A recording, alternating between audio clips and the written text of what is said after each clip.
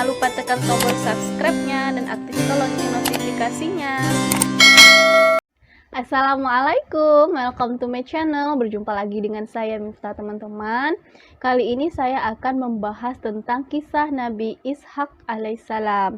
Bagi teman-teman yang belum mengetahui bagaimana kisah Nabi Ishak ini, silakan teman-teman menonton video saya ya, agar teman-teman mengetahui bagaimana kisah atau lika-liku perjalanan Nabi Ishak ini. Bagi teman-teman yang belum tekan tombol subscribe-nya, silakan teman-teman tekan tombolnya dan aktifkan lonceng notifikasinya agar teman-teman bisa mengikuti video-video saya berikutnya. Bagi teman-teman yang sudah tekan tombol subscribe-nya serta aktifkan lonceng notifikasinya, saya mengucapkan terima kasih banyak kepada teman-teman semua. Semoga rezekinya selalu dilancarkan dan segala urusannya selalu dimudahkan oleh Allah. Amin amin ya robbal alamin. Baiklah teman-teman, untuk tidak memperpanjang pembukaan saya, langsung saja saya membahas bagaimana kisah Nabi Ishak alaihissalam ini. Setelah Nabi Ibrahim dianugerahi oleh Allah seorang anak laki-laki yang bernama Ismail dari rahim Siti Hajar. Lalu Nabi Ibrahim ini berdoa kepada Allah agar dikaruniai seorang anak juga dari istrinya yang pertama yang bernama Siti Sarah. Siti Sarah ini teman-teman, dia adalah seorang wanita yang setia dan solehah yang selalu mendampingi Nabi Ibrahim ketika beliau berdakwah dalam menyebarkan ajaran Allah Subhanahu wa Ta'ala. Allah pun mengabulkan doa Nabi Ibrahim dengan mengutus 3 orang malaikat. Malaikat itu malaikat Jibril, Mikail, dan Israfil. Malaikat tersebut diutus oleh Allah untuk memberikan kabar gembira kepada Nabi Ibrahim dan Siti Sarah bahwa kelak Siti Sarah akan melahirkan seorang anak yang berilmu dan juga akan menjadi seorang nabi. Para malaikat itu mendatangi Nabi Ibrahim ini dengan menyamar sebagai manusia biasa yang tampan dan rupawan. Ketika para malaikat ini tiba di depan rumahnya Nabi Ibrahim, lalu Nabi Ibrahim mempersilahkan malaikat-malaikat itu masuk. Dan Nabi Ibrahim tidak lupa dalam menghidangkan makanan dan minuman untuk para tamunya. Selain orang yang dermawan, Nabi Ibrahim ini dia juga sangat menghormati tamu. Lalu Nabi Ibrahim ini menghidangkan makanan dan minuman untuk para tamunya, yaitu daging sapi panggang.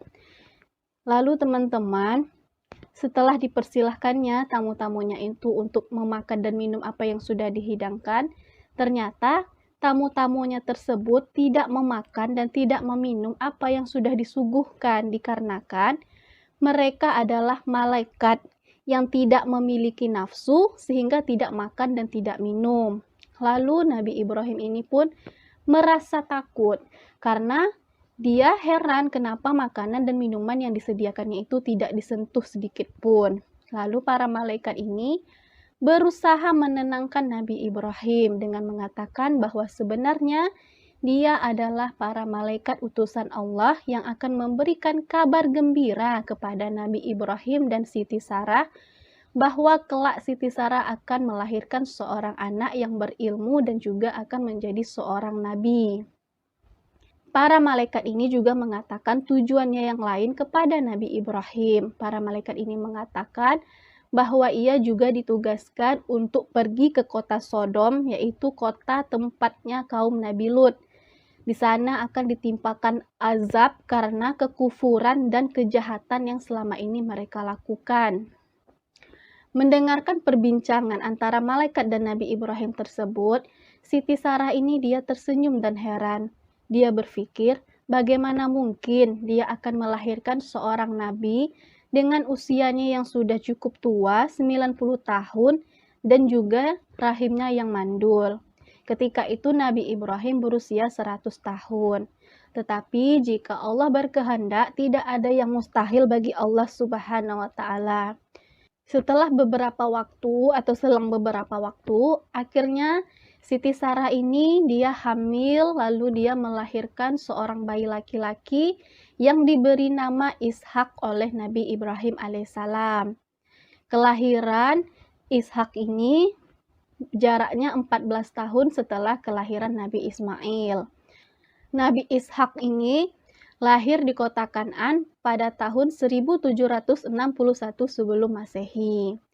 Nabi Ishak dan Nabi Ismail alaihissalam ini menjadi penerus ayahnya, yaitu berdakwah di jalan Allah Subhanahu wa Ta'ala. Nabi Ibrahim ini teman-teman usianya sudah sangat tua teman-teman. Namun Nabi Ishak ini juga belum kunjung menikah dikarenakan Nabi Ibrahim tidak mengizinkan Nabi Ishak ini menikah dengan wanita Kan'an. Karena wanita Kan'an ini dia tidak mengenal Allah dan asing terhadap keluarga Nabi Ibrahim ini. Lalu Nabi Ibrahim ini memerintahkan kepada seorang pelayannya untuk pergi ke Haran, Irak, dan membawa seorang wanita dari keluarganya. Wanita itu bernama Rafiqah binti Batnail bin Nahur. Saudara Ibrahim itu lalu dinikahkan dengan Nabi Ishak alaihissalam. Setelah beberapa waktu berlalu, mereka menikah dan akhirnya mereka melanjutkan kehidupan. Namun, apa yang sudah dialami atau ujian yang dihadapi oleh Nabi Ibrahim dan Ibunda Sarah ternyata juga dialami oleh Nabi Ishak ini dikarenakan istrinya tersebut rahimnya mandul. Nabi Ishak ini dia tidak putus asa teman-teman. Dia selalu berdoa kepada Allah agar diberikan keturunan, karena dulu dia juga lahir dari keajaiban yang diberikan oleh Allah kepada ibunda dan ayahnya. Jadi tidak mustahil bagi Allah memberikan keajaiban itu kembali kepada keluarganya. Nabi Ishak dan istrinya Rafiqah ini dia selalu berdoa dengan Allah dengan penuh harapan dan juga ketakwaan yang sangat kuat. Setelah penantian yang panjang teman-teman, akhirnya doa Nabi Ishak dan Rifqah ini dikabulkan oleh Allah, yaitu setelah 10 tahun mereka menikah, akhirnya mereka dikaruniai 2 bayi kembar teman-teman, dan 2 bayi ini adalah laki-laki. Yang pertama itu bernama Ais atau Aish, yang satu lagi bernama Yakub. Salah satu di antara anak Nabi Ishak ini akan menjadi seorang nabi, yaitu Nabi Yakub. Dari Nabi Yakub inilah teman-teman akan lahir cikal bakal Bani Israel. Dari Bani Israel inilah akan lahir sederet nabi dan rasul. Allah menyebut dan memuji ketiga nabi ini, yaitu Ibrahim, Ishak, dan Yakub dalam firman-Nya, yaitu yang terdapat di dalam Quran Surah Shad ayat 45-47. Dan ingatlah hamba-hamba kami, Ibrahim, Ishak, Yakub, yang mempunyai perbuatan-perbuatan yang besar dan ilmu-ilmu yang tinggi. Dan sesungguhnya kami menyucikan mereka dengan menganugerahkan kepada mereka akhlak-akhlak yang tinggi, yaitu selalu mengingatkan kepada manusia kepada negeri akhirat. Dan sesungguhnya mereka pada sisi kami benar-benar termasuk orang-orang pilihan yang paling baik. Nabi Ishak ini teman-teman, dia diangkat menjadi seorang nabi itu setelah ayahnya. Beliau dikenal sebagai ahli ilmu dan hikmah.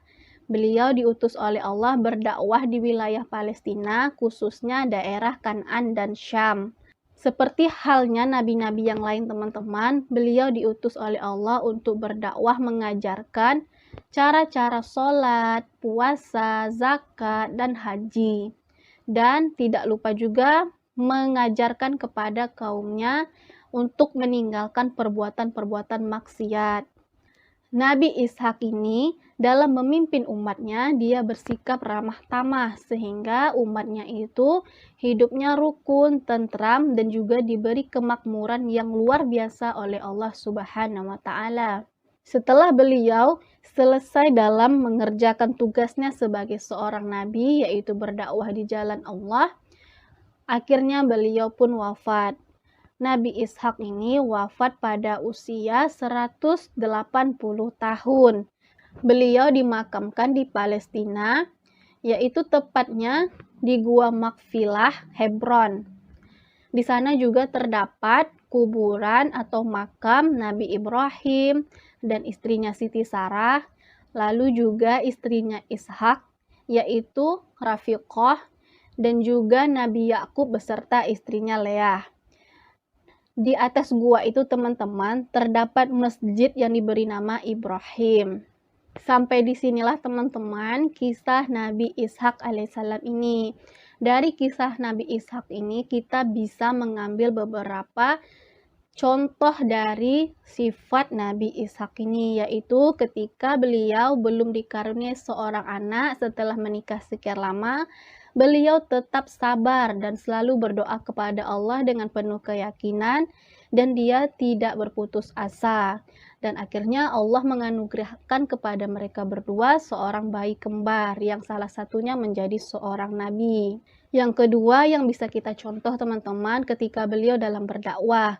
Beliau berdakwah dengan sifat yang ramah tamah sehingga kaum-kaumnya pun hidup rukun, tentram, dan makmur. Jadi kita bisa mencontoh dari sifat-sifat Nabi Ishak ini teman-teman di dalam kehidupan kita sehari-hari.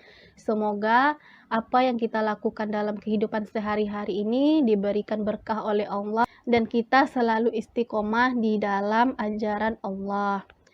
Saya akhiri video saya teman-teman. Apabila ada kesalahan dalam saya berkata-kata, saya mohon maaf karena kesalahan datang dari saya sendiri dan kebenaran hanya datang dari Allah Subhanahu wa taala. Saya akhiri video saya dengan mengucapkan Assalamualaikum warahmatullahi wabarakatuh. Jangan lupa subscribe ya teman-teman.